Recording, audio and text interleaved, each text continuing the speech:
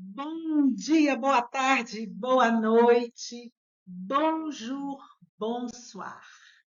On est là, bienvenue à notre échauffement numéro 2 avant notre grand événement le 25, 26 et 27 novembre. Je voudrais dire bonjour à Sonia, à Ellie, à Zara, à Charles, docteur Charles, à Jocelyne, Muriel. Bah, ça, je connais, Muriel. Alors, vous qui êtes de la RT2, nos élèves de la RT2, faites un signe, dites, je suis là, RT2. Comme ça, les autres vont savoir qu'on a des élèves qui sont présents et ça me fait beaucoup de plaisir.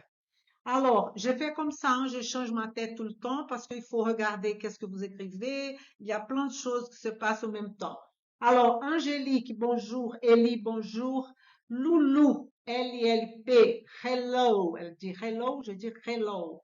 Et qu'est-ce qu'on a d'autre? On a aussi Flo. Alors, une fois qu'on a dit bonjour à tout le monde, aujourd'hui, le titre c'est un peu bombastique, n'est-ce pas? Éviter les 5 erreurs fatales. Oh mon Dieu, révolutionner votre constatation.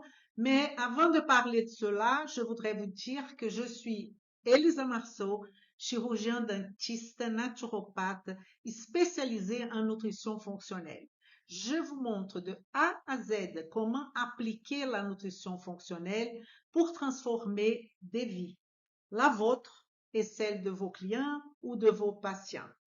Nous sommes dans plein échauffement qu'on appelle échauffement numéro 2. L'objectif de cet échauffement, c'est que parmi vous, il y a 80% ou plus qui ont jamais entendu parler de nutrition fonctionnelle ou qui mélangent un peu nutrition avec nutrition fonctionnelle. Ils ne connaissent pas non plus la médecine fonctionnelle. Et parfois, vous dites qu'il y a quelques-uns qui disent, moi je connais, mais je ne sais pas trop, d'autres à quoi ça sert, comment je peux appliquer ça dans mon quotidien. Donc, l'intérêt aujourd'hui, c'est de vous permettre de comprendre qu'est-ce que c'est le quotidien d'une personne qu'on appelle un transformeur, un professionnel diamant, comment il applique tout ça dans son quotidien. Surtout, notre objectif pendant ces 5 jours et après, c'est de vous laisser prendre une bonne décision, une décision consciente. Qu'est-ce que ça veut dire? Ça veut dire qu'à la fin de toute cette histoire de 8 jours ensemble, vous allez me dire, oui, Elisa, c'est pour moi. Je veux appliquer la nutrition fonctionnelle dans mon quotidien. Ou vous pouvez dire, absolument pas, ce n'est pas du tout pour moi. Donc, l'objectif, c'est que vous ne restez pas dans le peut-être. Je ne sais pas trop si c'est pour moi. Ça, c'est inconcevable pour moi parce que je vous donne absolument tout ce que je peux pour que vous puissiez faire un bon choix, soit oui, soit non. Donc, il faut aussi revenir à une question, c'est que tout ce jour, les 5 qu'on est en train de faire, qui s'appelle l'échauffement, et notre événement, les secrets de l'intestin dévoilés par la nutrition fonctionnelle, 3 jours, je fais comme ça, 3 jours, c'est exclusivement pour les professionnels de santé, médecins, naturopathes, diététiciens, ostéopathes, chiropracteurs, thérapeutes, coachs sportifs, infirmières, pharmaciens, etc. D'accord? Pour cela, je voudrais que vous me dites là, quelle est votre profession? Je vous demande ça chaque fois pour savoir à peu près qu'est-ce qui vous intéresse. D'accord? Qui est devant moi là ce soir? Alors, dites-moi déjà par un oui ou un non. Est-ce que vous étiez là hier? Dites-moi oui ou non. C'est fort simple. C'est écrit 3 lettres, oui ou non. D'accord? Et je continue et après je vais lire vos oui et vos non. Alors, si on parle d'erreur, si vous voulez, le mot n'est pas adapté. C'est pas que c'est une erreur. Parce que notre objectif, les 5 plus grosses erreurs, c'est pas erreur. C'est de parler comment avoir ou optimiser nos résultats, comment gagner du temps dans votre démarche professionnelle. Et quand on parle de résultat, c'est quoi résultat? Résultat peut signifier plusieurs. C'est comme le mot succès. Ça peut être tout résultat. ça peut être fin de votre manque d'assurance, ça peut être remplir votre agenda, ça peut être avoir un savoir-faire et offrir ce qu'on appelle avoir une offre irrésistible. Est-ce que vous avez une offre irrésistible dans votre cabinet? C'est aussi boucler la fin de mois, avoir des projets, faire des investissements, être reconnu, peut-être devenir l'autorité dans votre domaine. Il ne faut pas avoir peur de ce mot autorité. Donner de la qualité à votre travail, je ne sais pas, mais une chose c'est sûre, pour un de ces choses-là qu'on appelle la réussite, les résultats, euh, on est là pour vous guider, pour vous montrer comment vous pouvez arriver. Et vous allez connaître dans le premier jour de notre événement un peu de mon histoire, de mon parcours. Et vous allez voir comment je commençais et qu'est-ce qui m'a fait arriver où je suis aujourd'hui. D'accord? Je pense que c'est un bon exemple. Déjà, une étrangère avec tout cet accent que j'ai, avoir 300 élèves, c'est quelque chose quand même, n'est-ce pas? Donc, qu'est-ce que on revient à notre, que je dis toujours à mes élèves, qu'est-ce que c'est apprentissage zigzag? C'est que zigzag, je répète les mêmes concepts d'une façon différente. Alors, on a déjà parlé de ça hier, mais je fais quand même un petit topo. Qu'est-ce que c'est la nutrition fonctionnelle? Donc, ici, on a avoir une vision fonctionnelle, comprendre que les piliers, notre système biologique, ils ont des fonctions, ils s'intègrent. Et ce mot intégratif, il ne fait pas que la notion de biologie des systèmes, mais aussi d'intégrer plusieurs professionnels de santé pour arriver à pas frustrer notre client ou notre patient. Ça veut dire savoir travailler ensemble. On ne peut pas tout faire, n'est-ce pas? Une stratégie sur la santé, sur la maladie et sur l'individu. Donc, on va maladie chronique, une stratégie de santé, ça veut dire notre préoccupation, c'est optimiser la santé et pas traiter la maladie. C'est d'optimiser à chaque fois la santé, malgré on a la préoccupation de faire un accompagnement de cette personne pendant sa maladie. Et quand on parle de maladie seulement maladie chronique, de civilisation. On ne parle pas de légumes. Une stratégie multidisciplinaire, beaucoup de molécules qui vont avoir un impact sur beaucoup de processus pour avoir un résultat escompté. Donc, c'est une autre vision on dit qu'il y a la médecine conventionnelle, la médecine du aigu, qui prend aussi la partie chronique, mais pour nous, d'une façon complètement faussée. On a présenté ça hier. Si vous n'avez pas vu notre échauffement de hier, il est très important parce que vous pouvez regarder le replay. Et on a aussi d'autres définitions qui vont composer cette définition de la nutrition fonctionnelle. Une science qui intègre, qui étudie l'interaction entre les différents systèmes du corps humain en mettant l'accent sur les relations qui existent entre la biochimie, la physiologie, les aspects émotionnels et cognitifs et de tout ça, c'est très beau, n'est-ce pas? Le problème, c'est comment faire tout ça dans la pratique.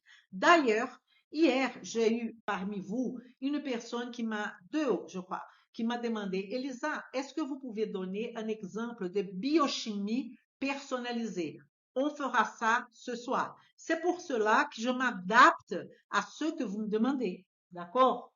Donc, je voudrais dire bonsoir à Eric, que lui, il va prendre la main le temps qu'il me répond.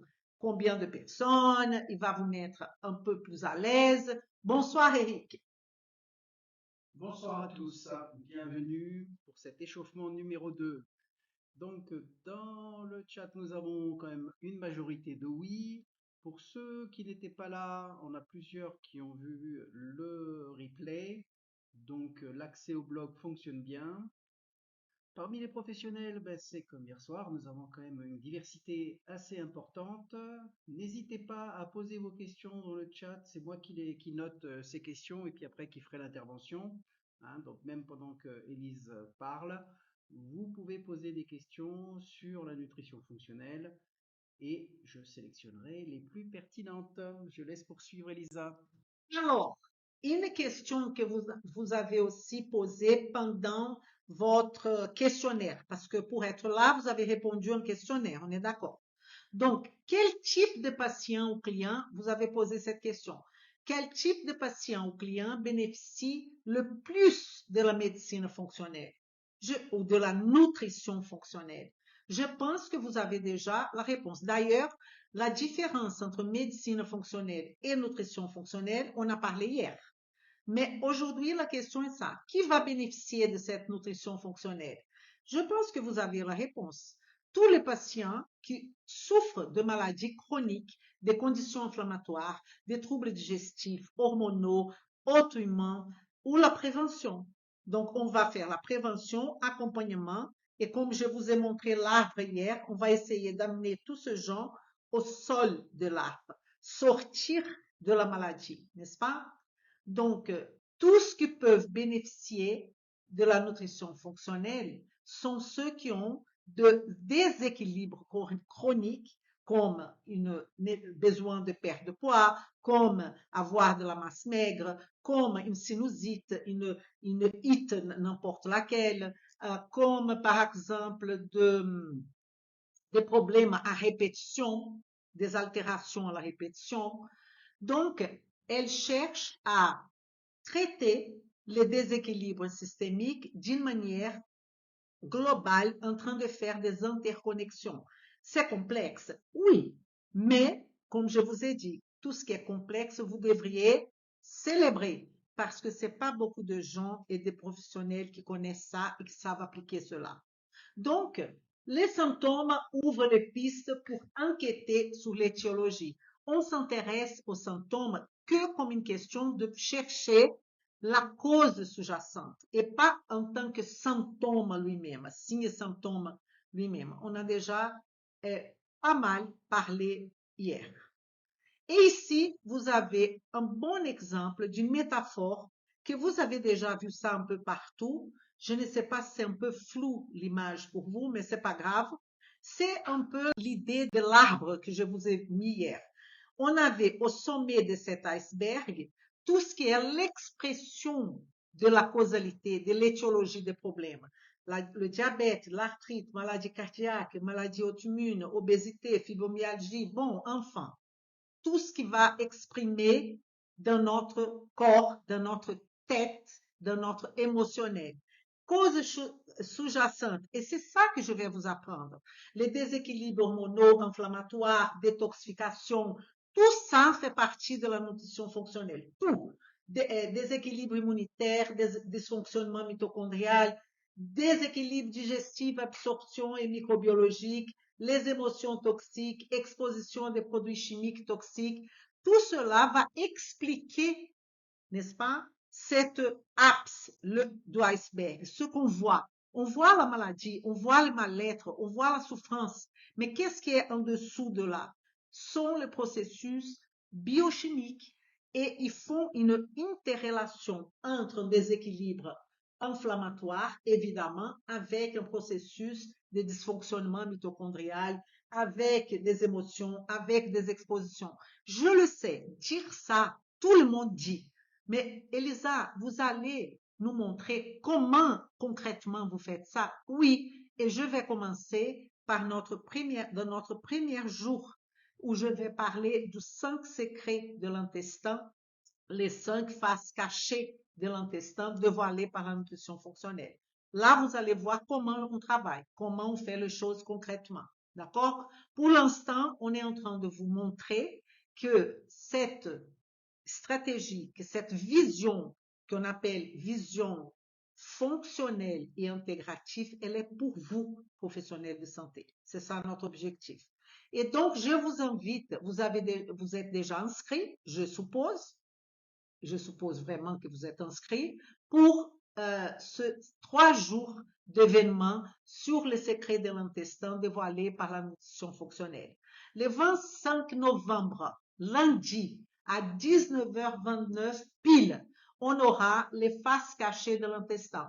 On va parler des rôles de l'intestin dans la vision de la nutrition fonctionnelle. Le 29, les secrets numéro 2, on va parler d'un sujet complexe, mais je vous promets que vous allez trouver ça génial et très facile à comprendre, qui est l'immunité intestinale dévoilée par Elisa et par la nutrition fonctionnelle. Le 27 novembre, mercredi soir, nous avons 2 événements, 2 choses qui vont se faire. Quel régime alimentaire pour l'intestin sain? Et vous allez, dans notre échauffement, voir qu'est-ce que est la différence entre régime et modèle alimentaire. Au moins pour nous qui travaillons avec la médecine fonctionnelle et la nutrition fonctionnelle. Quel régime alimentaire pour un intestin sain?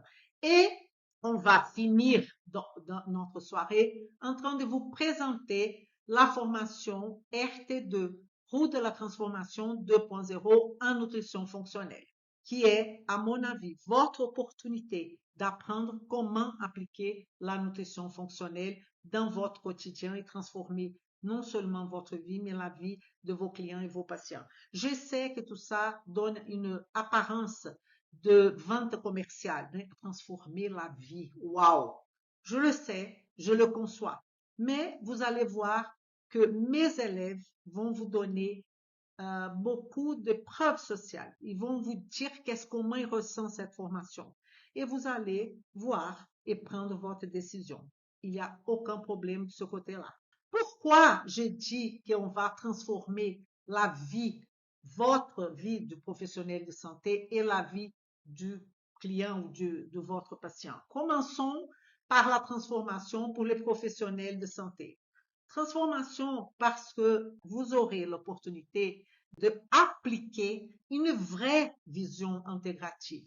La nutrition fonctionnelle propose une vue d'ensemble en tenant compte ces interconnexions métaboliques, allant au-delà des symptômes, des signes pour traiter une personne dans sa globalité. Les mots sont répétitifs parce que vous connaissez ça d'autres voies de travail qui vont vous dire la même chose. Sauf que dans ma pratique et dans tous les ans que je travaille avec ça, j'ai jamais vu quelque chose de plus concret en termes d'applicabilité que la nutrition fonctionnelle. Vraiment. Donc ça, c'est cette vision que je vais vous apporter et que la nutrition va vous apporter au travers de l'utilisation de ce que vous voyez là, qui s'appelle la toile des interconnexions métaboliques, qui est donnée par cette photo-là. Je vais vous mettre plusieurs schémas qui vont nous rappeler de la matrice de la nutrition fonctionnelle. Donc, vous avez ici des nœuds, assimilation, qui va traiter de quoi?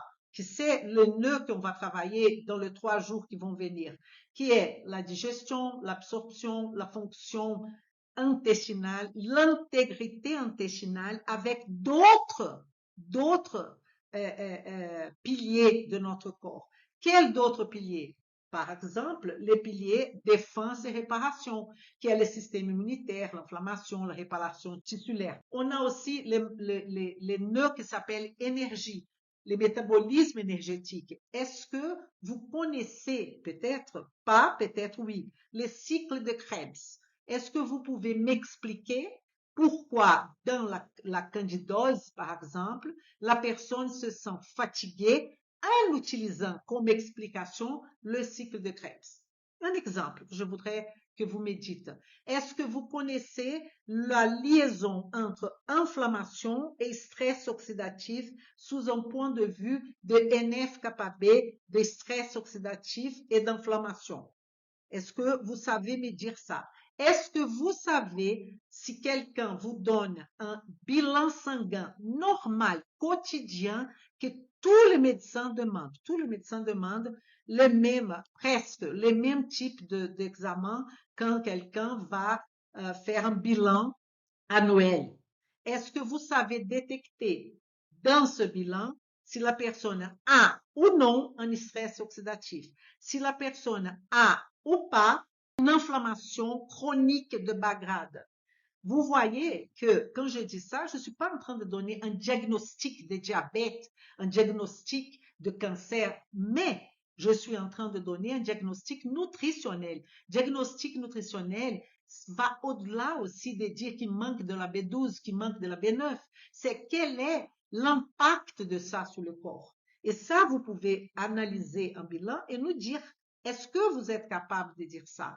Et vous allez me dire, ah non, Elisa, je suis un thérapeute, je suis un coach sportif, ou même le médecin qui suit des protocoles, lui, il va suivre un protocole. Mais je demande au médecin qui me regarde là maintenant, quel est l'impact de la méthylation? Quel est l'impact de l'inflammation? Quel est l'impact du stress oxydatif? Comment vous détectez ce stress oxydatif sans faire des examens chers?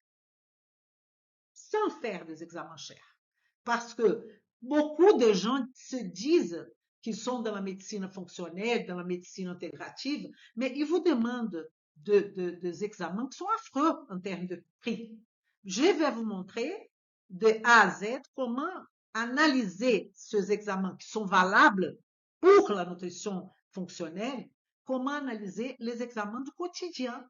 Un examen leucocytaire, tout simplement, un CRP normal, un gamma-GT normal. Un gamma-GT, par exemple, il ne va pas que dire si le patient boive ou pas, ou dire s'il y a un problème du foie comme ça. Il peut nous montrer un stress oxydatif, par exemple, etc. Je suis là pour vous donner de l'envie. Hein. C'est ça mon objectif aujourd'hui, hein, pendant ces 5 jours. Et j'espère que je vais réussir. Alors, qu'est-ce qu'on a d'autre dans cette matrice de la nutrition fonctionnelle? Nous avons les antécédents familiaux du patient. Nous avons les antécédents. Quand je dis familiaux, est-ce que dans la famille, dans cette famille, les gens, ils meurent, ils décèdent de quoi? À la majorité, ils ont des problèmes cardiovasculaires. Donc, c'est clair et net que vous avez une tendance en terrain à avoir des problèmes cardiovasculaires. Mais comment on va faire la prévention de ça? Qu'est-ce qu'on va faire sans donner de médicaments? Qu'est-ce qu'on va faire en termes de déclencheurs? Qu'est-ce qui a déclenché les tableaux cliniques de votre client? Et coach sportif, quand votre client, ok, ou votre élève, si vous voulez, arrive pour faire pratiquer, pour perdre du poids, je ne sais pas, ou n'importe, ou gagner du muscle, vous avez un tableau clinique que vous ne savez parfois, ou beaucoup de fois, pas du tout analyser. Donc, c'est pour ça que je me sens très à l'aise parce que j'ai beaucoup de coachs sportifs, j'ai beaucoup de médecins qui ont seulement cette vision conventionnelle de la médecine.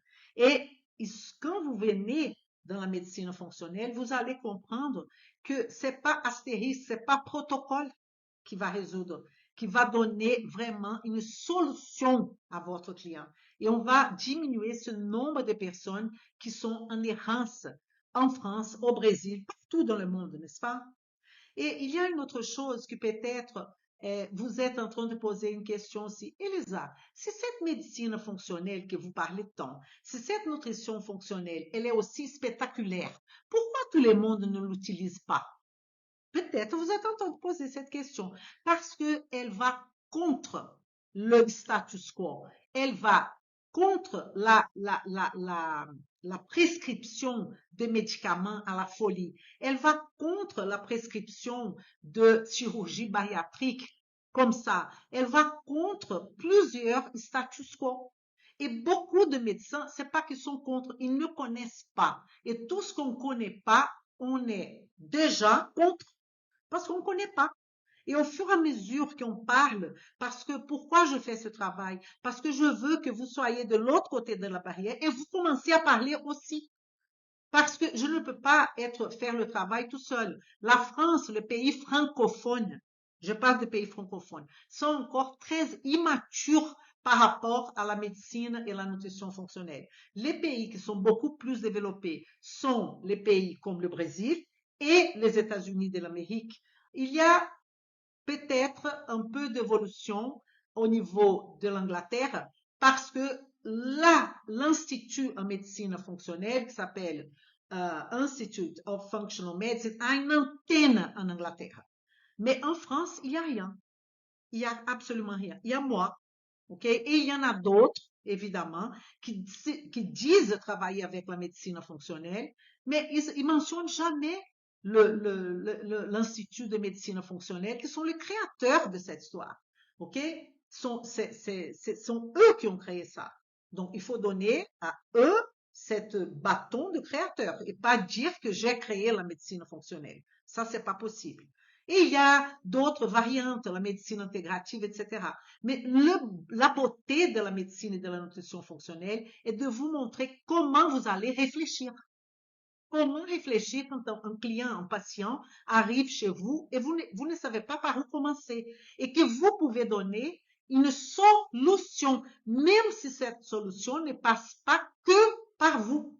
Mais vous savez guider le patient, vous savez analyser des choses. Vous comprenez? Et nous avons ici à la base tout ce qui est modifiable. C'est de la responsabilité du patient. Je ne peux pas changer le sommeil de quelqu'un si lui ne veut pas changer. On est d'accord? Donc, il va falloir tout un travail qu'on appelle mental, émotionnel, spirituel, qui est aussi au milieu de cette matrice, qu'il va falloir que vous aurez des outils pour travailler, pour convaincre votre client, votre patient. Parce que beaucoup parmi vous dites, Elisa, tout est très beau, mais comment on va faire pour convaincre le patient? On a des outils, on a des techniques, mais il y a des limites aussi. Si le patient ne veut pas, il ne veut pas. Si le client il ne veut pas, il ne veut pas. D'accord? Ça, c'est vrai aussi. On va pas, je suis pas là pour vous mentir, pour faire tout est beau, tout, non. Mais je suis là pour vous montrer de A à Z comment vous pouvez transformer votre vie. Et donc, j'étais en train de parler de cette transformation du côté du professionnel, transformation de votre pratique. Cette approche, cette stratégie, cette vision, elle est une vision qui n'est pas symptomatique. J'ai mal au nez, je donne une aromathérapie pour respirer mieux, un petit truc. C'est pas du tout ça. Vous allez pouvoir utiliser tout ce que vous avez, l'arsenal que vous avez de phytothérapie, d'aromathérapie, évidemment. Mais ce que je vous montre, c'est comment vous allez raisonner. Est-ce que vous me comprenez? C'est très important que vous compreniez ça. Comment analyser les antécédents? Comment analyser les déclencheurs? Comment analyser l'expression de cellules qui sont les médiateurs? Comment vous allez faire ça? Comment vous faites ça aujourd'hui? Est-ce que vous faites déjà? OK? Donc, ce sont des nouveaux outils, des nouveaux concepts. Et il y a aussi une implication personnelle de vous, votre implication personnelle. Parce qu'il y aura certainement, comme tous mes élèves, vous allez passer par une transformation intérieure aussi. Transformation intérieure du professionnel qui va impliquer une réadaptation de vos propres habitudes pour intégrer cette dimension qui est la vision fonctionnelle et la vision intégrative. On ne peut pas dire à quelqu'un de apprendre à quelqu'un à nager si vous ne savez pas nager. Vous ne pouvez pas dire à quelqu'un de faire quelque chose que vous ne comprenez, que vous n'avez pas passé par le processus. Vous comprenez?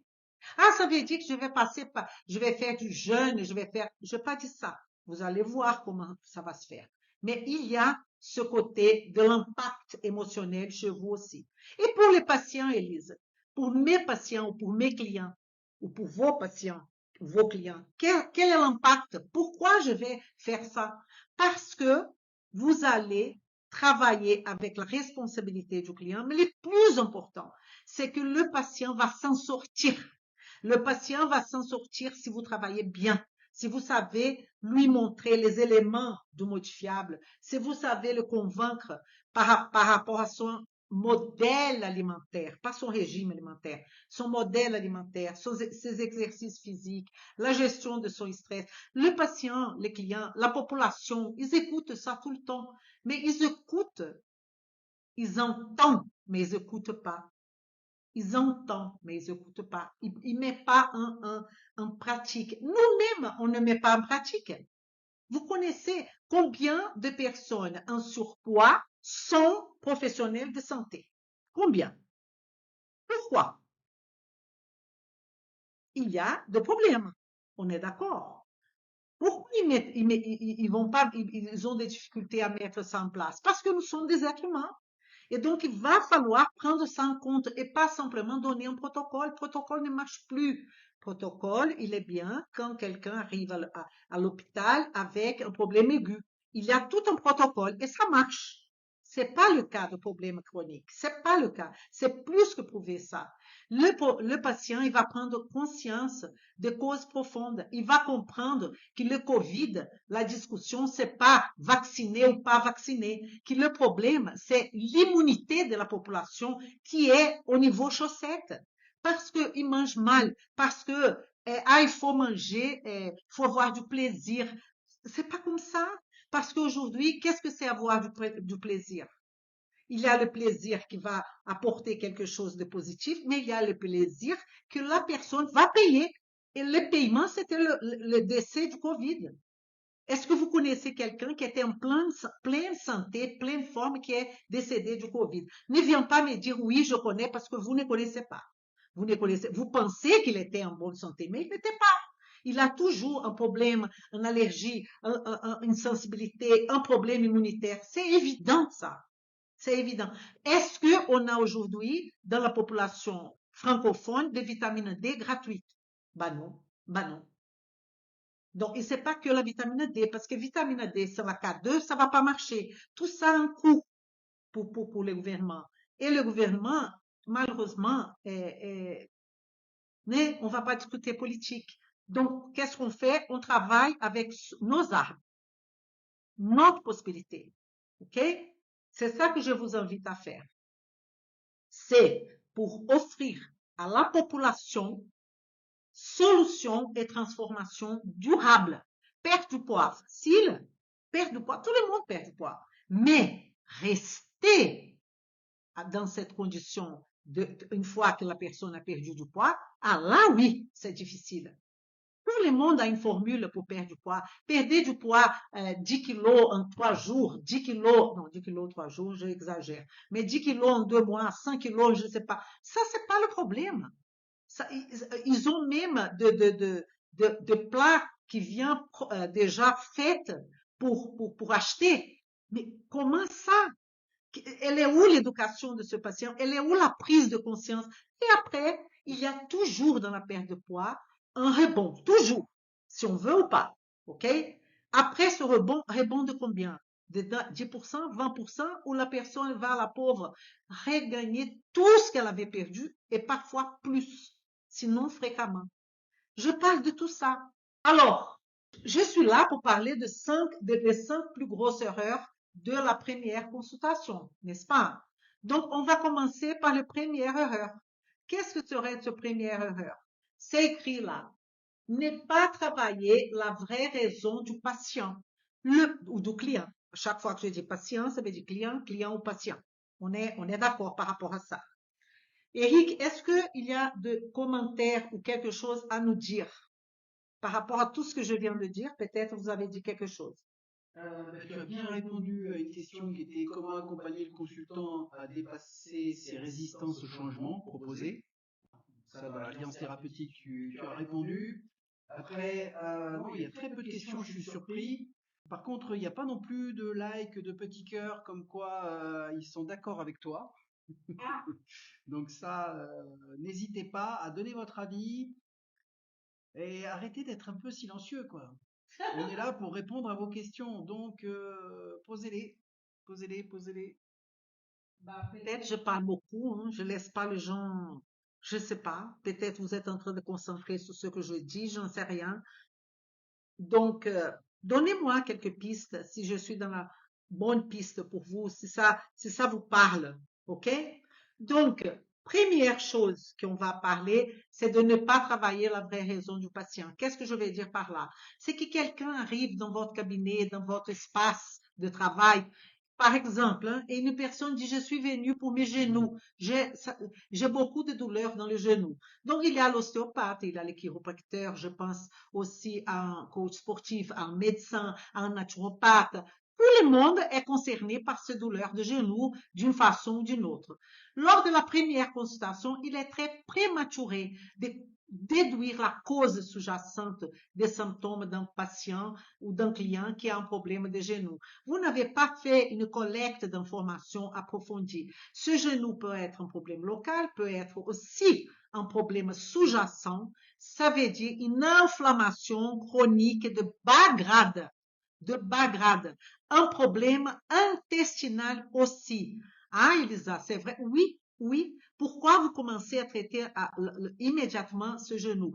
Vous commencez à traiter immédiatement ce genou. J'ai fait 2 ans d'ostéopathie. On commence à traiter immédiatement le genou. La personne va dire, ah, c'était génial. Il y a une grosse amélioration. Après 3, 4 mois, elle revient avec le même problème de genou. Est-ce que vous avez donné la solution? Ben non, pas du tout. Parce que vous n'avez pas mis cette personne dans la matrice de la nutrition fonctionnelle, vous n'avez pas considéré l'intestin, l'énergie, tous les nœuds que je vous ai parlé incluent la question de communication qui est la question hormonale. Peut-être vous n'allez pas intervenir, évidemment, vous n'allez pas intervenir en train de donner une hormone ou quoi que ce soit à une personne. Mais quand vous savez qu'il y a un problème, je ne sais pas, je donne un exemple, thyroïdien, vous pouvez donner un support, si vous pouvez, alimentaire ou au travers de compléments alimentaires à cette thyroïde. Est-ce que cette personne a suffisamment de zinc? Est-ce qu'elle a de sélénium?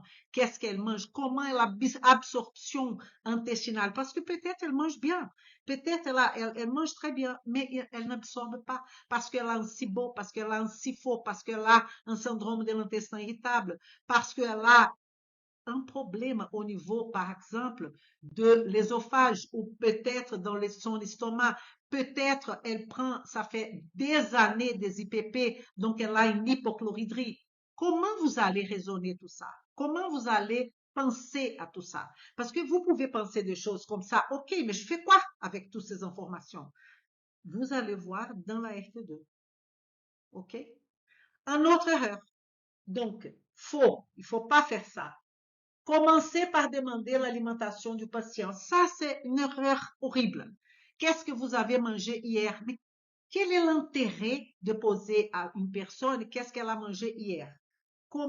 Qu'est-ce que vous avez mangé, qu'est-ce que vous mangez normalement? Vous ne pouvez pas faire un modèle alimentaire d'une personne comme ça, en train de lui demander qu'est-ce qu'elle a mangé hier. Nous-mêmes, on ne se rappelle pas qu'est-ce qu'on a mangé hier. Et elle va faire des omissions, elle va faire des exagérations. Et le modèle alimentaire, il a une condition sine qua non pour la santé d'une personne. Sine qua non. Hyper important, crucial, hyper important. Et donc, vous demandez, et là, vous commencez à donner des conseils. Ah, ne faites pas ça, ne faites pas ça. Mangez beaucoup de légumes. Vous dites à quelqu'un qui a, par exemple, un syndrome du côlon irritable, avec plutôt problème pas de diarrhée, mais plutôt le contraire, et vous lui dites de prendre, il a beaucoup de ballonnements, beaucoup de gaz, et vous lui dites d'augmenter les crudités. Vous faites une grosse bêtise. Vous dites à quelqu'un qui a un problème au niveau de superpopulation du grêle, qui a superpopulation bactérienne, par exemple, un SIBO, vous lui prescrit, par exemple, des probiotiques. Grosse erreur. Grosse erreur. Alors, c'est pas tout qu'on enlève le lait, on enlève le gluten et on donne des probiotiques. Si c'était ça, le problème de tout le monde était résolu. Mais c'est pas du tout ça. C'est pour ça que je vais vous montrer un exemple de biochimie personnalisée. Une autre question. Donc ça, c'est du faux. Ne demandez pas ça dans la première consultation. N'essayez pas d'analyser l'alimentation du client ou du patient comme ça, sans aucune base. Est-ce que vous savez vraiment analyser sous le point de vue des molécules bioactives l'alimentation d'un client ou d'un patient? Est-ce que vous le savez? Je vous pose cette question. Donc, vous devrez aborder les habitudes alimentaires sans établir un contexte complet, va conduire à des interprétations erronées. Donc, la première constatation, elle devrait servir à comprendre le client, le patient, dans son ensemble, incluant ses préférences, son mode de vie, et pas seulement l'alimentation, pas se concentrer sur un seul point. Mais Elisa, je vais passer 4 heures avec ce patient, ce client. Non, parce qu'il y a des outils que je vais vous présenter. OK? Autre erreur, essayez d'analyser les analyses médicales, la biochimie du patient. Il y en a plein qui prennent un bilan sanguin et commencent à donner des avis. Et il y en a d'autres qui se connaissent rien d'un bilan sanguin, ne savent rien, absolument rien, n'ont jamais analysé ou interprété un bilan sanguin, un bilan salivaire, un bilan urinaire, sont complètement de l'autre côté de la barrière. Mais là, vous n'êtes pas un professionnel diamant. Ah, Elisa, oui, mais je suis ostéopathe. Si vous êtes ostéopathe, obligation. Ah, je suis un coach sportif. Obligation, obligation. Si vous voulez valoriser votre profession. Ah, mais on n'apprend pas ça dans l'école. Eh oui, je le sais. Et les naturopathes non plus. Les naturopathes sont toujours dans l'histoire. Je suis naturopathe. Nous sommes toujours dans cette histoire de que le foie, les émonctoires, je ne sais pas quoi, mais ils savent pas analyser un bilan sanguin. OK, les émonctoires. OK. Mais vous savez analyser un bilan sanguin, oui ou non? Quel est l'impact, chroniquement parlant, de ce bilan sanguin que vous êtes en train d'analyser? Vous savez effectivement analyser quelle est l'importance des neutrophiles, par exemple, dans un premier temps? Quelle est l'importance du gamma-GT? Quelle est la différence entre la SAT et la LAT? Même si c'est normal, je ne parle pas de maladie, loin de là. Je parle dans ce qu'ils appellent normalité, qui en fait, il n'y a rien de normal. Parce que si vous considérez un ALAT, un ASAT, qui est considéré comme normal de 35, oui, jusqu'à 200, 300, vous pensez vraiment que cette différence peut être normale? Une personne qui a 35, c'est la même chose qu'une personne qui a 100. Comment? Quel est l'âge de cette personne? Quels sont les enjeux? Je sais que je complique votre vie. Je le sais. Je le conçois. Mais c'est ça la réalité. Si vous voulez travailler avec l'être humain, c'est ça la réalité. Je vais prendre un peu la suite d'Élise, notamment pour l'informer des questions. Yanis revient plusieurs fois avec des questions sur la notion de comment, je vais lire exactement sa question, comment pouvons-nous faire en pharmacie en guise de conseil? Le client accepterait-il d'échanger longuement? Aidez-nous s'il vous plaît car c'est très intéressant, merci à vous. Donc comment un pharmacien intègre la nutrition fonctionnelle? Merci Eric pour la question. Bon, les pharmaciens, c'est vrai que c'est une histoire. Parce que si vous êtes pharmacien propriétaire, comme c'est le cas de Stéphane, mon élève, comme c'est le cas de, comment elle s'appelle, mon élève? Non, Stéphane, oui, l'autre qui est pharmacienne aussi, qui est toujours. Tassadi. Non, Tassadi, elle n'est pas.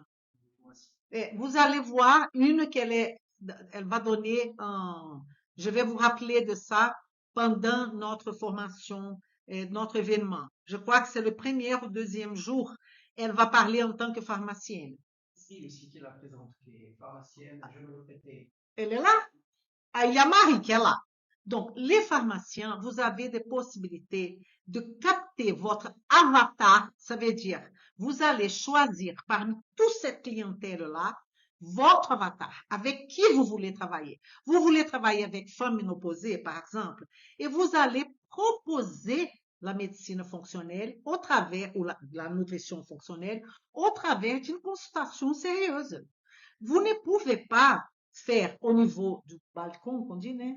Du niveau du comptoir, commencer à dire, ah non, mais ça non, ça oui, ça non, si vous n'avez pas le temps de parler avec cette clientèle. Donc, vous allez, dans un premier temps, donner la possibilité à cette personne de venir avec vous pour connaître une solution. Et c'est comme ça que mes élèves font. C'est une pharmacienne ou un pharmacien fonctionnel. Ça, c'est une possibilité. Mais c'est vrai, je mens pas, je suis pas là pour mentir. C'est le même cas des infirmières. Ah, Elisa, je suis infirmière, je travaille dans une unité, dans un hôpital. Vous ne pouvez pas. Comment vous allez implémenter la nutrition fonctionnelle? C'est pas possible. On est d'accord. Vous êtes sous les ordres du médecin, sous les ordres du médecin-chef. Et il va jamais accepter la nutrition fonctionnelle. Pourquoi? Parce qu'elle prend du temps, parce qu'elle donne de la conscience au patient, que c'est dans un hôpital aujourd'hui, en France, économiquement inviable. Parce que nous, on n'est pas là pour les clients qui sont à l'hôpital dans les aigus. Nous voulons travailler avec le chronique. Nous ne pouvons pas travailler avec l'aigu. On est là pour travailler avec les chroniques. Les chroniques, c'est quand la personne sort de l'hôpital et pas quand elle est dans l'hôpital. Donc, pour vous, qu'est-ce qu'on a les infirmières? Qu'est-ce qu'on a comme infirmières? Celles qui sont en conversion et qui ont marre de travailler dans les hôpitaux. Je vous dis la vérité. OK? Donc, nous avons, par exemple, une autre faute grave. Faire un diagnostic nutritionnel dans la première consultation, jamais dans la vie. Vous allez faire d'autres outils, les coinfs, vous allez faire la timeline que je vais vous montrer, et les diagnostics nutritionnels, il va venir après que vous avez mis cette personne dans la matrice de la nutrition fonctionnelle. Donc, n'essayez pas de faire ça dans la première consultation. Et n'essayez pas non plus de analyser et de proposer une alimentation, un modèle alimentaire à la personne du premier coup. Et je sais que parmi vous, il y en a pas mal parce que mes élèves ont la même peur et disent, j'ai peur que mon client et mon patient sortent de cette consultation frustrés, insatisfaits parce que je n'ai pas donné un menu. Et là, je comprends votre peur. Qu'est-ce que j'ai fait moi, Elisa? Vous regardez dans les yeux de la personne et vous dites, combien de fois vous avez déjà pris un menu? Vous avez déjà pris des protocoles dans la première consultation chez un médecin, chez n'importe. Il va dire plusieurs. Et est-ce que vous avez eu de la solution? Est-ce qu'ils ont résolu votre problème? Non. Et c'est pour ça que vous êtes là. Donc, moi, c'est la dernière personne que vous allez passer. Donc, j'ai besoin de vous connaître. J'ai besoin d'étudier votre cas. Qui n'aime pas quand on dit qu'on va prendre du temps, qu'on va écouter, qu'on va avoir de l'écoute? Mais cette écoute, qu'on dit écoute active, que tout le monde dit, né? La psychologie positive, elle dit, faut faire une écoute active. Mais comment faire une écoute active? Parce que vous écoutez, mais après, vous ne donnez pas la possibilité au client de savoir que vous avez bien compris. Donc, dans la première consultation, je dis, je vais prendre quelqu'un comme exemple ici. Il y a Isabelle. Isabelle là, qui est ici parmi nous. J'ai dit, Isabelle, est-ce que j'ai bien compris? Vous êtes venue parce que vous avez l'envie de perdre du poids. Mais et vous êtes triste, vous avez eu ce problème, vous n'arrivez pas à perdre du poids, vous revenez toujours à regagner parce que vous avez déjà passé par un tel personne. Vous racontez l'histoire du patient à la fin de la session. Comme ça, il va dire, elle m'a écouté, elle m'a écouté. Et une autre chose que vous dites jamais, à la fin de la consultation, Isabelle, de 0 à 10, comment vous trouvez notre consultation d'aujourd'hui? Et là, elle va dire 9, 8, 7. Et vous allez dire pourquoi vous avez cet avis. Et là, vous pouvez aussi revenir à la question. Mais évidemment, médecin, et là je parle au médecin, c'est pas en train de payer 25 € pour la consultation que vous allez vous en sortir avec la médecine fonctionnelle. Ah mais Elisa, comment j'ai fait? Vous allez faire de la même chose de la pharmacienne. Vous allez trouver votre avatar et vous allez sélectionner des personnes que tous les mercredis matin, vous allez pouvoir commencer à implémenter la nutrition fonctionnelle et vous pouvez demander pas 25 €, mais 250 €, 300 €, 400 €, je ne sais pas combien pour la consultation. Et c'est pas non plus un modèle consultation. Aujourd'hui, ce modèle, il est un peu, vous pouvez pas escaler. Vous devez avoir une proposition, une offre de 4-5 sessions dans un packaging. Tout ça, vous allez apprendre avec nous. C'est pas que le scientifique, parce que vous avez parfois beaucoup de choses scientifiques, etc., mais vous ne savez pas comment vous vendre. Vous êtes un produit dans le marché. Vous, médecin, vous, professionnel de santé, vous, n'importe qui est en train de me regarder, la pharmacienne aussi. Comment vous allez faire? C'est ça qu'on va vous donner de pistes, on va vous aider, on va parler avec vous, on va regarder votre cas, ok? Il y a des RT2 qui peuvent dire si je réponds pas à leurs questions. Muriel, elle est là. Marie qui répond du Il y a Marie. Lisez mes élèves qui sont là, qui peuvent vous donner comment on travaille. Et si cette Elisa-là, je suis en train de vous montrer, c'est la même Elisa après. Elle peut vous dire. Alors, quelle est vos étapes pendant cet événement? Vous avez déjà fait l'inscription qui est totalement gratuite. C'est votre première pas pour l'événement du 25, 26 et 27. Gratuit. Mon Dieu. Réponse au formulaire. Vous avez déjà répondu. Intégrez les groupes WhatsApp VIP. Si vous n'intégrez pas, vous perdez un morceau de l'histoire. Vous perdez mes vidéos qui vont parler d'intestin, qui vont parler de plusieurs sujets. Ne ratez pas cette opportunité. Du 18, que nous sommes aujourd'hui, le 19, vous avez les échauffements, on est plein dedans. Et après, 3 jours de formation gratuite en nutrition fonctionnelle. Pour ceux qui ne me connaissent, ils savent que ces formations sont des formations très denses. C'est pas une formation pour pipi, popopo. Vous allez apprendre vraiment des choses. Si je vous montre ça, imaginez après, n'est-ce pas? La biochimie personnalisée, vous m'avez demandé de donner un exemple de... Elisa, mais qu'est-ce que ça veut dire, application concrète de la biochimie personnalisée? Imaginons alors 2 clients ou 2 patients qui souffrent de quelque chose qui est complètement présent dans notre quotidien. Fatigue, ok? Fatigue chronique. Je ne parle pas de la maladie. Je parle que la personne est toujours fatiguée, chroniquement parlant, ok? Et je vais vous montrer qu'est-ce que la biochimie va être important pour l'intervention. On va intervenir de façon différente. Prenons un patient A. Je vous montre là comment je vous donne tout. Je vous montre tout. Un patient A qui a fatigue due à l'hypoglycémie réactive. Il a des hypoglycémies quand il mange. Et là, vous allez me dire, Elisa, comment je vais savoir qu'une personne a fatigue due à l'hypoglycémie? Ah, je vous ai dit, vous avez des signes et des symptômes que vous allez mettre dans la matrice de la nutrition fonctionnelle. Quels signes et symptômes? Cette personne qui a des fatigues dues à une hypoglycémie réactive, elle a, par exemple, elle se sent fatiguée après les repas. C'est typique d'une chute de glycémie postprandiale. Postprandiale, ça veut dire après avoir mangé, dû à une alimentation parfois, ou sinon plusieurs fois, beaucoup de fois, fréquemment, riche en sucre rapide. Tremblement ou irritabilité avant le repas, c'est un autre signe de hypoglycémie intermittente qui va confirmer les variations glycémiques. Une alimentation déséquilibrée, forte consommation de glucides raffinés, pain blanc, pâtes, sucreries, etc. Sensibilité au stress. Vous avez cette personne qui va vous raconter qu'elle est épuisée. Peut-être elle a des sensibilités à tout ce qui passe autour d'elle. Tout est un problème. Tout est, oh mon Dieu. Donc, elle a peut-être potentiellement un épuisement surrénalien chronique. Je ne parle pas d'une maladie de la surrénale. C'est pour ça qu'il faut connaître cette finesse.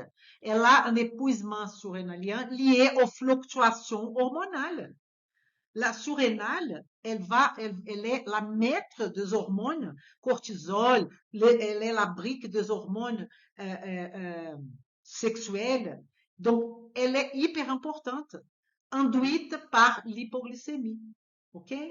Donc, je répète, fluctuation hormonale induite par l'hypoglycémie. Ça, c'est l'histoire de ce patient-là. Et le patient B? Ah, le patient B, il est fatigué aussi, mais causé par un stress oxydatif élevé. C'est pas la même raison. On parle de biochimie là, hein? Vous allez voir. Donc, cette fatigue, mais Elisa, comment je vais savoir que ce patient-là a une fatigue causée par un stress oxydatif élevé? Sans faire de bilan sanguin. sans rien faire. On est là pour ça. Mode de vie déséquilibré, consommation de fast-food, absence de légumes, limitant les apports de quoi? Antioxydants. OK? Signes physiques même. La peau, elle est terne. Les cheveux cassants, les ongles cassantes. Un stress oxydatif chronique donne ce type de insuffisance nutritionnelle. Peut-être une activité physique intense, coach sportif. Elle ne récupère pas. Elle la fatigue. Elle fait l'exercice physique. Elle prend 3 jours pour récupérer. Vous voyez, parce qu'elle est âgée. Pas que ça. Okay? Donc, c'est un ensemble de choses qui vont vous montrer ça. Un manque de sommeil réparateur aussi peut amplifier. Je peux vous donner plusieurs signes et symptômes. Ah, Elisa, mais et ça? Et si ça? Est-ce que vous avez mis cette personne dans la matrice de la nutrition fonctionnelle? Et là, vous me dites, je travaille avec la nutrition fonctionnelle, mais je ne travaille pas avec la matrice. Je ne sais pas comment vous faites. Vous comprenez maintenant? Donc, ce patient-là a, on va dire, comme cause les fluctuations de glycémie liées à une alimentation riche en sucre rapide. Tout ça, je crée des hypothèses pour que vous puissiez comprendre. OK? Donc, ça, c'est la cause. Et la cause du patient B, mauvaise récupération et carence en antioxydants. Vous avez trouvé ça? Pardon. Vous avez trouvé ça. Quelle sera l'intervention en nutrition fonctionnelle du patient A qui sera différent du patient B? Ben, le patient A, vous allez rééquilibrer le repas avec des protéines, des graisses saines et des glucides complexes. Et ne commencez pas à me demander, mais combien de protéines vous allez augmenter? 1 gramme, 10 grammes, 6 grammes. Vous adorez de me poser cette question. C'est qu'un exemple pour vous montrer la biochimie personnalisée. Il y a le patient A qui est lié à fluctuation de glycémie. Il faut connaître ça biochimiquement parlant. Qu'est-ce que ça veut dire ça, glycémie? Ça veut dire quoi? Comment l'insuline va agir dans ce corps? Comment le glucagon va agir? Le GLP-1, l'intestin de ce patient. Sinon, je vais passer ici 2 heures. Et je vais passer 2 heures, je vais tout vous expliquer. Vous allez dire, ah, maintenant je comprends. Et quand vous aurez le patient devant vous, vous ne savez pas quoi faire. Pourquoi? Parce que ça sert à rien de m'écouter, donner des exemples et d'expliquer, d'expliquer, d'expliquer. Il faut pratiquer. Il faut mettre ça dans la matrice. Et je vais vous guider comment faire ça. Par quoi commencer? Aller où? Après, c'est comme ça. Vous comprenez? Donc, il y a parmi vous, et c'est pas une critique, qui sont là que pour avoir des informations, sont notées, faire de print. Vous pouvez faire tous les prints que vous voulez. Vous pouvez faire comme vous voulez. Mais si vous n'avez pas l'expérience clinique dans la vision intégrative fonctionnelle, vous n'allez pas arriver. Mes élèves sont là. Ils peuvent vous dire. OK? Vous avez besoin, et eux qui sont là, ils ont encore beaucoup de questionnements parce que c'est au travers de la pratique. Ça n'existe pas une personne qui parle et qui ne pratique pas. Ça n'existe. Oubliez cette personne. OK? Et mon patient, soutenir les glandes surrénales, comment on va soutenir? J'ai mis ashwagandha, un adaptogène. Ça veut dire que je vais courir à la pharmacie et acheter d'ashwagandha et comme ça, tout le problème est résolu? Non. Ben non. Je donne des exemples. Il faut aussi de la B5, de la vitamine C. On commence toujours par l'alimentation. Mais pour commencer sans complément alimentaire, 0 complément alimentaire. Mais si on commence par l'alimentation, il faut regarder l'intestin, qui c'est notre sujet. Parce que s'il y a un problème dans la mastication, si la personne elle n'a pas de dents, si la personne prend des IPP, si la personne a des hypochloridries, je suis le cheminement du tractus gastro-intestinal. Si la personne a un problème au niveau, elle n'a plus de vésicule biliaire. OK? Donc, ça va compliquer toute la partie de graisse. Si elle a un pancréas déficitaire, si elle n'absorbe pas bien parce qu'elle a des fuites par rapport aux entérocytes, vous pouvez oublier tout ça.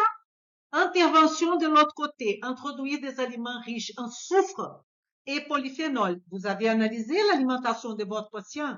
Ah, il mange du brocoli. Non, il mange pas du brocoli. Ah bah, alors quels sont les autres aliments soufrés? Il mange pas parce qu'il n'aime pas. Vous allez faire comment? Obliger le patient à manger du brocoli? Ça va pas marcher. Il va falloir trouver d'autres aliments soufrés pour substituer. OK? Les thés verts. Moi, Elisa, je déteste le thé vert. Je vous dis de suite. OK? Donc, comment faire avec moi? Quels sont les autres polyphénols qu'on peut trouver pour compenser cela? Et ce n'est pas le lendemain de donner des compléments alimentaires, s'il vous plaît. Parce que si le patient n'a rien changé dans son alimentation, pourquoi donner du complément alimentaire? Le complément alimentaire va complémenter l'alimentation. Si vous n'avez rien changé, pourquoi faire? Dépenser de l'argent. Et c'est pour ça que je ne peux pas travailler et je fais aucune propagande de laboratoire qui vend des compléments alimentaires. Parce que je ne commence jamais par ça. J'ai travaillé pour un laboratoire. Mais jusqu'au moment qu'ils m'ont obligé à faire la propagande. Quand ils ont commencé à m'obliger, vous allez voir dans mon histoire, je suis partie.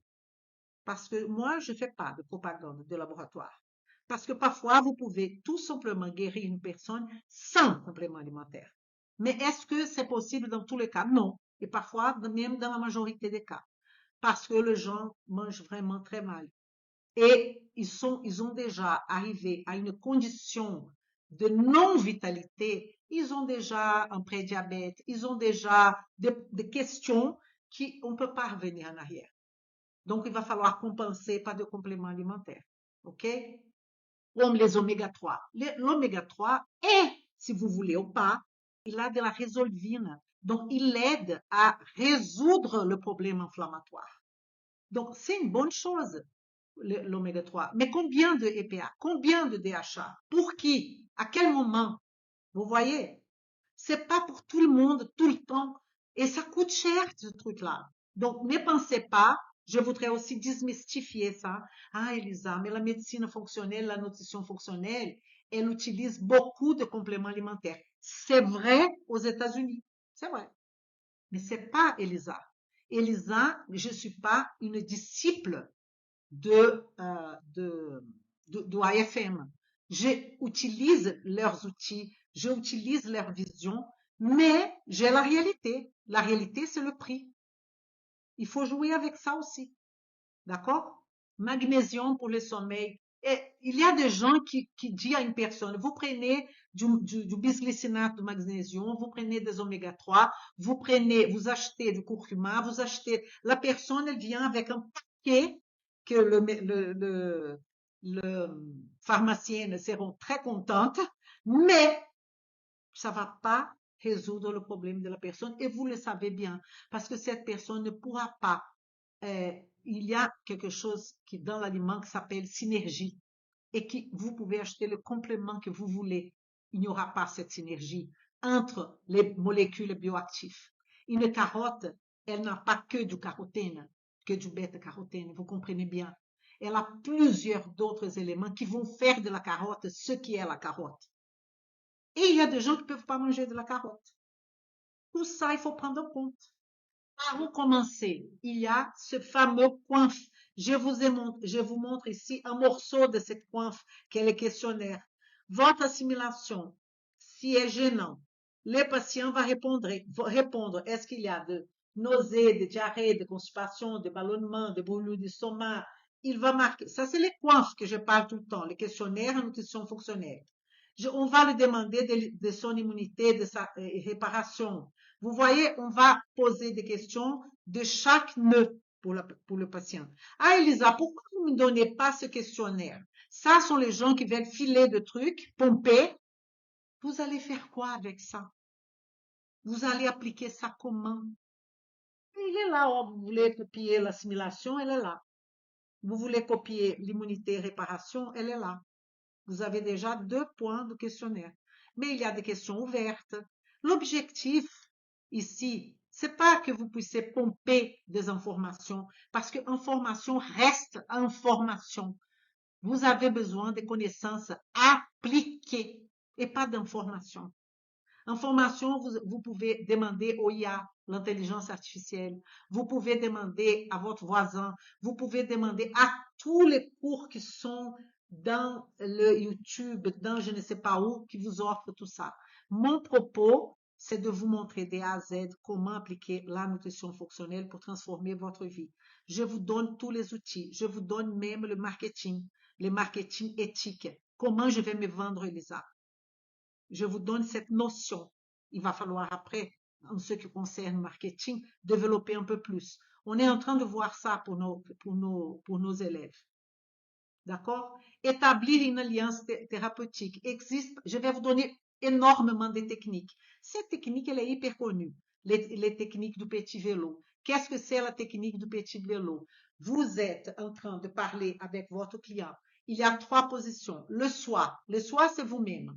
Vous observez la situation de la conversation avec votre client ou votre patient de votre propre perspective, en ressentant vos émotions, votre pensée, vos réactions, ce que le patient dit, vous ressentez quelque chose. Quand il dit quelque chose, vous avez envie de pleurer, vous avez envie de rire. C'est vous avec vous-même, vous faites cette analyse. En même temps, vous analysez l'autre, votre client, votre patient.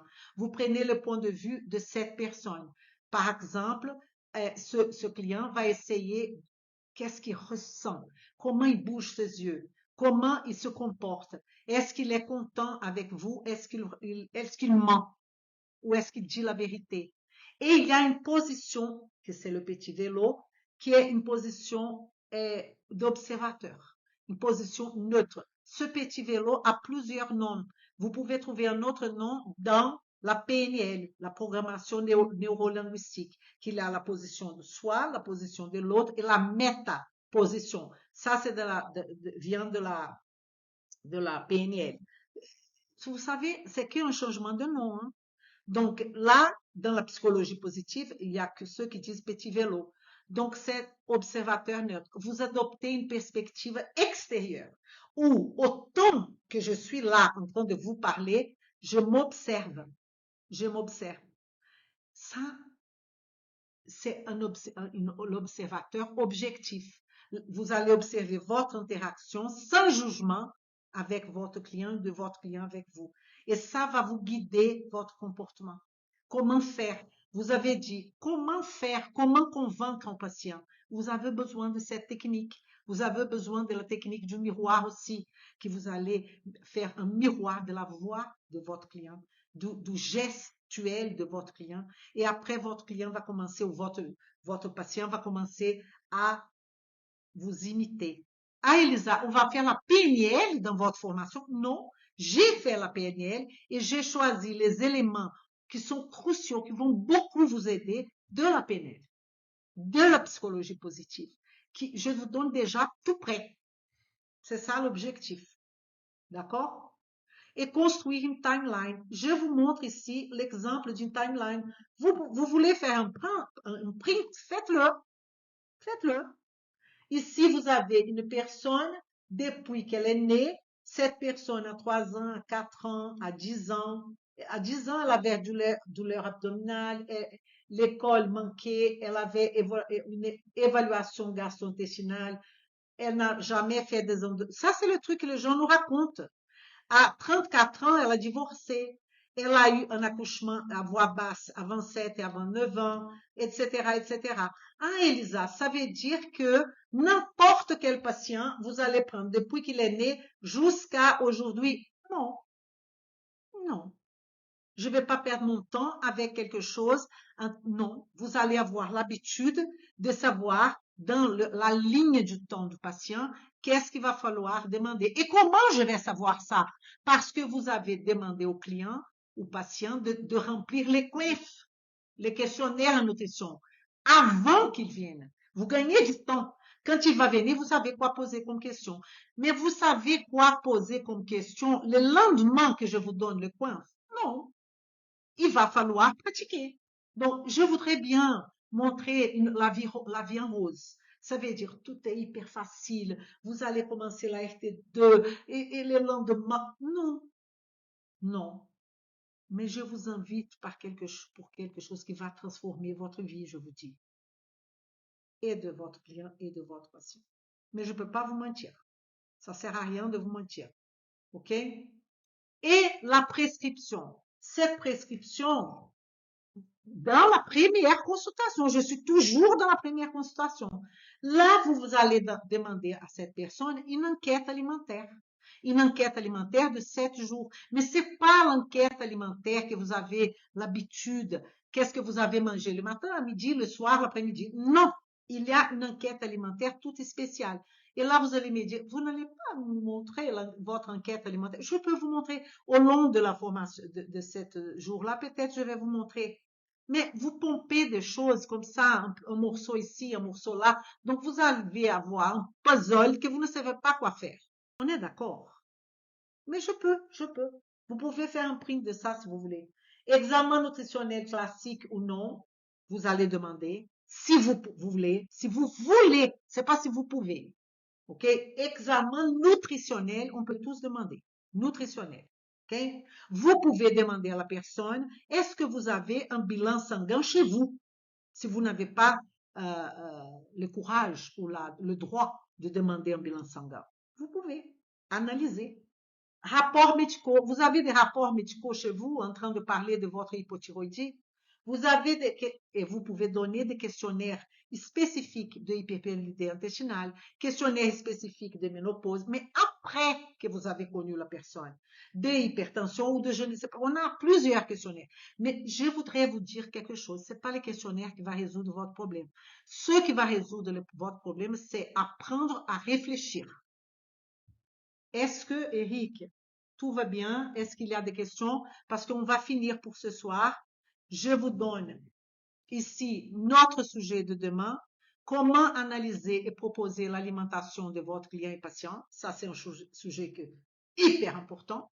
Je voudrais vous rappeler que l'alimentation est une partie de la nutrition fonctionnelle. Ce n'est pas la nutrition fonctionnelle, ce n'est pas la nutrition tout court. Et nous allons demain dévoiler ensemble les subtilités de l'alimentation fonctionnelle. Et là, je vous demande à Eric de finir notre... Si vous pensez que cette proposition, ça vaut la peine, faites un like là, like dans le YouTube pour nous aider à... Si vous pensez aussi que vous avez un collègue, quelqu'un qui devrait écouter tout ça, invitez-le. Ça, je n'arrive pas à beaucoup de faire ça. Hein, parce que peut-être la personne se dit, ah non, j'ai découvert ça, je ne vais pas donner à l'autre. Je ne sais pas. Mais si vous pouvez inviter un collègue, il y a du marché pour tout le monde. Je peux vous assurer. D'accord? Eric. Oui, si je reprends les commentaires dans le chat, toujours pas de questions très spécifiques ou celles qui étaient là ont été répondues. J'ai remis le lien vers le groupe WhatsApp. Donc, s'il y en a encore des personnes qui remontent pas dans le chat, qui le trouvent pas, qui me le disent. J'ai mis aussi le lien pour s'inscrire pour ceux qui sont pas encore inscrits pour les 25, 26, 27. Nous avons une question sur est-ce que lors du grand événement, la matrice sera expliquée? Oui, la matrice sera présentée par Elisa, bien sûr. Puisqu'on parle de nutrition fonctionnelle, on parle de matrice fonctionnelle. C'est qui a demandé ça? Soto. Soto, elle sera montrée. Ça ne veut pas dire que vous allez savoir faire ça le lendemain. OK? Mais elle sera, bien sûr. Aussi, ben, je vois qu'il y a toujours autant qu'il y a des cœurs, il y a des likes qui arrivent. Merci beaucoup à vous tous d'être restés aussi jusqu'à cette heure. Hein. Il est presque 21 heures, il est 20h45. Donc, on vous donne rendez-vous à demain. N'hésitez pas, le blog, je pense que tout le monde vous avez l'accès. Si vous êtes ici, vous êtes soit sur WhatsApp, soit inscrit par email. Donc, vous allez recevoir toutes les informations. Le replay sera toujours sur le même blog. Vous allez retrouver dans ce blog le replay, les 5 replays. Vous allez retrouver après la masterclass. N'oubliez pas, vous allez y trouver aussi tous les témoignages des élèves actuels, tous ceux qui mettent en pratique la nutrition fonctionnelle. C'est pas seulement le fait d'être élève, c'est surtout tous ceux qui ont décidé de mettre en pratique la nutrition fonctionnelle. Et vous verrez que nous avons beaucoup de professions, une grande diversité de professionnels de santé. J'ai vu que dans le chat, on avait aussi une sage-femme. Nous avons une sage-femme qui a mis en pratique la nutrition fonctionnelle à partir de la RT2. Donc voilà, nous sommes vraiment un réseau de professionnels de santé qui sommes là pour apporter des solutions et transformer. Je vous souhaite une excellente soirée et à demain. À bientôt. Merci beaucoup. À demain et vem comigo.